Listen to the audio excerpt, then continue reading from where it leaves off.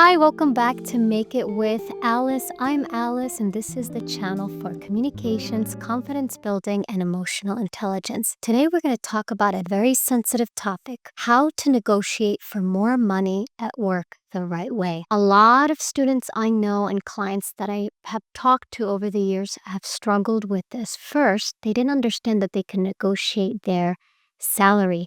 And second, they didn't understand how to do it to increase their chances of getting more money. In this episode, we're going to break down negotiations and what steps you need to take to get more money.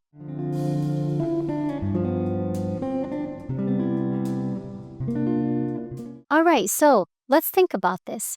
Have you ever negotiated for more pay? Have you ever asked to make more money? Have you ever been in the process of your back and forth with your boss about the amount that you should be paid? I remember my first time I was like 27 and I was an executive assistant for a CEO in Manhattan. This was a construction company. My boss offered me $40,000 and I wanted $50,000.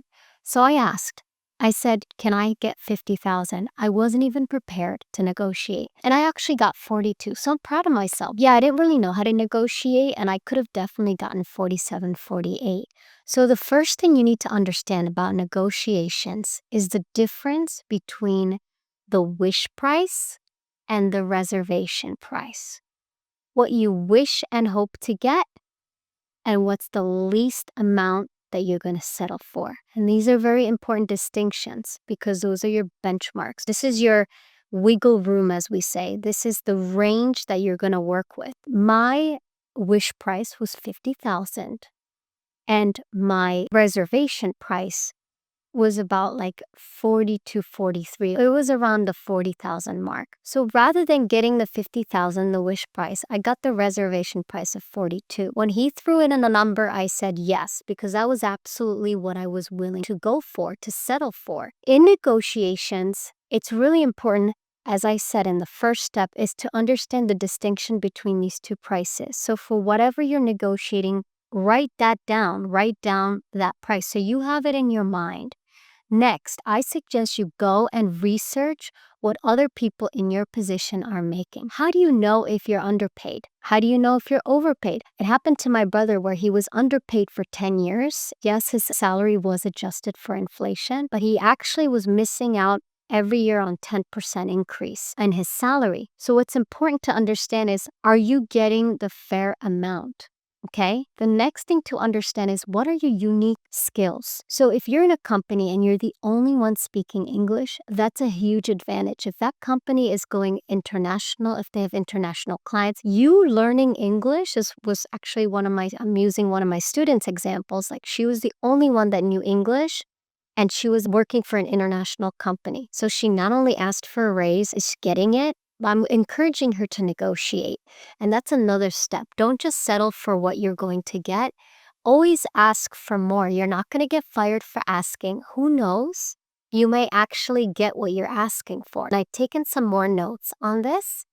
So the next thing to keep in mind, which is super important, once you've understand the two prices, then you've understood what your position is really worth as you've done your research. The next is growth and responsibility. Don't just ask for more money and say, yay. Offer what you're willing to give. I'm willing to improve my English. I'm willing to train my colleagues to speak English. I'm willing to put together a training program so that we can increase skills in this department. What are you willing to do? What other additional leadership positions are you willing to take? Because this shows that you're very serious and committed. The other thing I've also mentioned was the unique skills. Speaking English, for example, whatever those unique skills are, really drive that point home. Because yes, you can ask ChatGPT to improve your English. Yes, you can, if you're in customer service, sending out emails to customers, you can copy and paste. But when you have copy from ChatGPT and paste into your email, and you can always translate any language in ChatGPT. But when you're face to face with customers, not that easy. Not that easy. It's still human interaction. Maybe you can offer your boss to coach and train your colleagues on communication skills and then reach out to me because I'll help you with that training program. I've mentioned that long-term commitment. All of these little things signal that you're committed. All of these steps that you take in negotiations shows that you're professional and you know what you're doing. So let's recap what we talked about today. Wish price and reservation price. You know the difference and now you've written them down. Super important. You have researched what your position is worth. If you were to go to another company, what would they pay you? And also, I forgot this point. This is a little bonus tip. You could say, well, that other company is paying for my position $20,000 more. And can you match that?